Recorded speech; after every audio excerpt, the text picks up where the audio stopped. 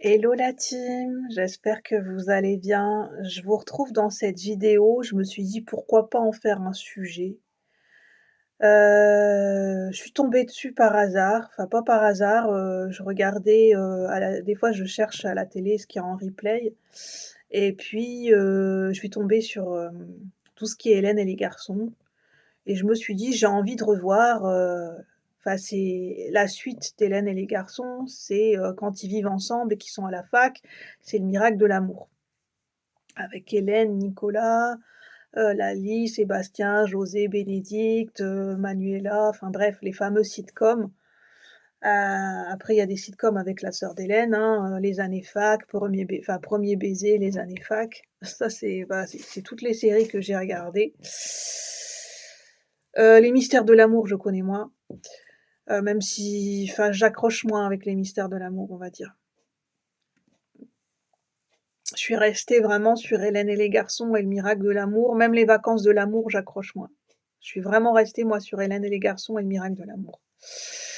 Et hem et en fait, je revoyais l'histoire d'amour, enfin dans certains épisodes. Alors ça reste une sitcom, hein, forcément il y a des rebondissements, c'est des scénarios, très simples. Les sitcoms, enfin voilà, hein, on mise sur vraiment des scénarios très simples, très basiques, sur des amoureux, des amourettes, des quiproquos, enfin bref. En général, c'est des très courts formats. Ça, les sitcoms, ça a été fait pour que ce soit très, très court et que ça il y a le côté très addictif avec les sitcoms. Ça dure sur une base de 20 minutes, un épisode à peu près. Et je revoyais l'histoire d'amour entre Lali et Sébastien, qu'on a suivi dans Hélène et le garçon jusque dans le miracle de l'amour. Quel rebondissement! Alors, c'est vrai que déjà, quand on revoit Hélène et les garçons, il y a un gros problème parce qu'en fait, ils ont fait évoluer le personnage de Lali de manière complètement, enfin, on dirait qu'il y a pas de cohérence pour le personnage de Lali parce que, dans certains épisodes, quand on commence à la découvrir et qu'elle découvre la bande, elle a un caractère quand même très calme, très posé et on a l'impression qu'après elle se transforme en démon. C'est le jour et la nuit, on comprend pas ce qui se passe. Parce que, c'est vrai que Lali, elle a un caractère qui est difficile à appréhender. Elle a un caractère qui est à Lali, elle a enfin après je vais vous dire, à quoi ça me fait penser, mais le personnage de Lali, elle a un fort, fort tempérament.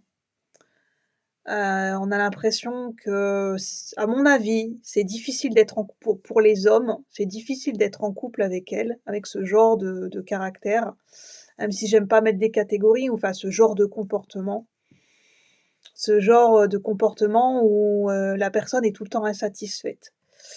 C'est-à-dire que, bah, c'est les montagnes russes émotionnelles en fait, hein. En fait, la personne n'est jamais comblée. Émotionnellement et amoureusement parlant, elle n'est jamais comblée, elle n'est jamais satisfaite et vraiment Lali, dans le couple avec Sébastien, elle lui fait tout voir et on a l'impression quand même que alors elle a quand même une dans les relations amoureuses, elle a quand même dans les relations amicales, hein, enfin c'est mon point de vue, mais elle a une certaine immaturité émotionnelle quand même, alors j'ai pas envie de dépeindre un portrait négatif, hein, là c'est vraiment sur un aspect, que je cible de quelques épisodes que j'ai regardés, notamment, enfin pour ceux qui connaissent la sitcom, c'est là où, elle quitte Sébastien pour quelqu'un d'autre, en fait, pour un producteur de musique qui s'appelle Bertrand et la manière dont ça se passe, on voit qu'elle arrive pas à avoir de conversation avec Sébastien, elle arrive pas clairement à lui dire qu'elle le quitte. Quand elle quitte, Bertrand pour revenir enfin bref, elle revient avec son ex, elle le dit pas les choses clairement, elle s'enfuit en courant et finalement elle lui dit enfin bref, ça reste une sitcom mais c'est simplement pour dire que, ouais, c'est ce genre de comportement où elle assume pas. Elle assume pas ses sentiments vis-à-vis de quelqu'un, elle assume pas de quitter quelqu'un et bref, on a l'impression que des fois il y a pas de remise en question et en fait, ce qui se passe, moi, j'ai plutôt l'impression que c'est un couple enfin, en fait, il y a pour moi, il y a une incompatibilité de caractère entre les 2 personnes. C'est-à-dire qu'on a un caractère chez Lali qui est tout feu tout flamme, qui est passionné et des fois ça part dans tous les sens et je pense qu'elle aurait vraiment quelqu'un qui puisse réussir à la canaliser. Sauf qu'en face, bah, Sébastien, je pense qu'il a pas les épaules pour, enfin, comment dire? Bah, bref, en fait, ils se correspondent pas, en fait. Ils peuvent pas ils peuvent pas s'apporter mutuellement ce dont ils ont vraiment besoin dans une relation amoureuse. Sébastien, finalement, c'est quelqu'un de tranquille, c'est quelqu'un qui veut pas faire d'histoire et je pense que c'est pour ça qu'il laisse beaucoup passer de choses à Lali, dans ses travers, dans son bah, bref, dans son des fois dans ses mauvais jours, ou dans son mauvais caractère, il laisse passer beaucoup de choses. Surtout que, je pense que le problème, c'est qu'il l'aime trop. Il a tellement accepté son caractère de Lali, c'est quand on accepte tellement le caractère de quelqu'un qu'on laisse tout passer et que, ouais, c'est vraiment ce truc, bah, ouais, mais tu sais, il ou elle est comme ça, voilà, en gros, moi, voilà, je prends le packaging, je l'accepte comme il ou elle est. Ouais, bah, sauf que ça a ses limites, quoi, en fait. Parce que le problème, c'est qu'il y en a toujours un des 2 qui s'oublie. Il y en a toujours un des 2 qui morfe plus que l'autre et simplement, il a pas l'impression de se sacrifier parce qu'il s'est tellement habitué à se suradapter à la personne en face que finalement, enfin la relation elle est en fait la relation elle est en train d'user la personne ou les 2 personnes, puisque finalement celle qui a le caractère le plus passionné, ben, elle est pas non plus dans la bonne relation. Elle peut pas s'exprimer, elle peut pas être elle-même, elle a pas quel en fait, il y a pas une alchimie, un équilibre, une harmonie qui se crée entre les 2 personnes. Donc au final, bah, je me dis, ça me fait réfléchir sur les relations amoureuses. Je pense qu'il y a rien de plus dramatique, il y a rien de plus tragique que d'être avec quelqu'un qui vous correspond pas en amour. C'est ce que je me dis, hein. Je pense que les opposés s'attirent, ça a ses limites. Vous savez, toutes ces expressions qui se ressemblent, s'assemblent, les opposés s'attirent. Il y a pas de règle carrée, de mode d'emploi à suivre, mais simplement, je pense qu'il y a un juste milieu. C'est-à-dire que c'est pas 100 vrai que les opposés s'attirent et c'est pas 100 vrai que voilà, on attire ce qu'on enfin, je sais pas comment dire.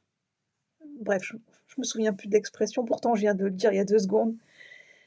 Mais, mais je terminerai là-dessus, il y a rien de plus dramatique que d'être avec quelqu'un qui vous correspond pas, en fait.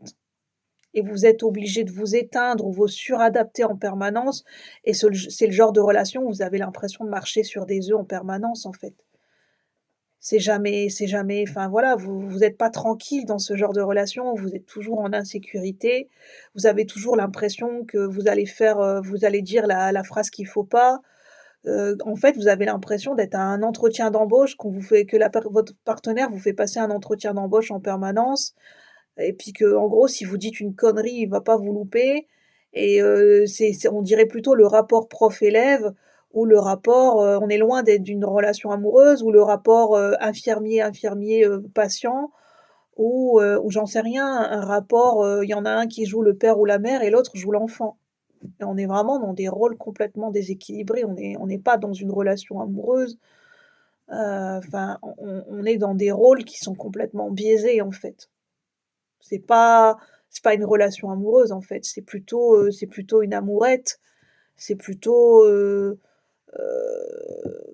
bah, c'est plutôt les 2 enfants intérieurs enfin, c'est 2 enfants qui se chamaillent ou, enfin bref, on peut rien construire là-dessus et dans ce genre de sitcom, même dans Les Feux de l'amour, on voit bien que c'est des relations, c'est des feux de paille, en fait.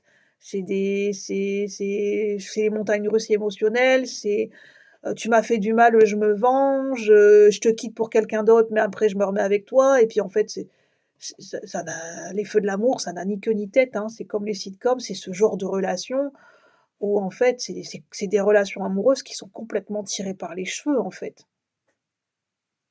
Les gens se rendent même pas compte, en fait, qu'ils sont pris dans un jeu, dans des jeux relationnels et que, c'est l'ego qui parle et qu'en fait, bah, au final, qu'est-ce qui se passe? Chaque personne est malheureuse, en fait.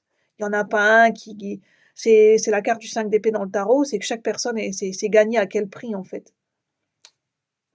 En tout cas, c'est pas l'amour qui est gagnant et c'est loin, d'être le genre de relation et le problème, c'est que ce genre de relation amoureuse, c'est ce qui est véhiculé dans les séries, dans les films. Oui, mais tu sais, c'est le genre de relation amoureuse, ouais, mais il y a de la passion, il y a du piment, s'il y a pas de passion, s'il y a pas de conflit, s'il y a pas de dispute, ça veut dire qu'il m'aime pas. S'il est pas jaloux ou elle est pas jaloux, ça veut dire qu'il m'aime pas. Puis en fait, on se construit là-dessus, en fait, avec ces codes qui sont complètement erronés de la relation amoureuse. Parce que quand je reviens dans le couple de Sébastien là, lui, elle lui fait souvent des crises de jalousie. «Ouais, mais si tu fais pas ça pour moi, ça veut dire que tu m'aimes pas, tu devrais dire oui, tu devrais pas me contredire», ça peut être, le personnage de Lali, ça peut être un homme, hein, aussi qui a les mêmes caractéristiques, hein. Là, je parle simplement du personnage, mais et en fait, on a l'impression que l'autre en face, bah, il a perdu, il dit plus rien, je pense qu'il veut avoir la paix. Puis il est tellement amoureux de sa partenaire, de Lali, qu'il s'est habitué à son caractère, qu'il s'est habitué à ses enfin bref, je sais pas. Je pense qu'il veut pas faire autrement parce qu'il l'aime tellement que bah, voilà, en fait, il se voit pas la quitter. Alors il y a des moments, ça se passe bien dans la relation parce qu'il y a des moments, c'est plus tranquille, c'est plus apaisé et puis bon, il y a pas tout le temps des crises émotionnelles, mais il y a des moments, elle lui fait vivre,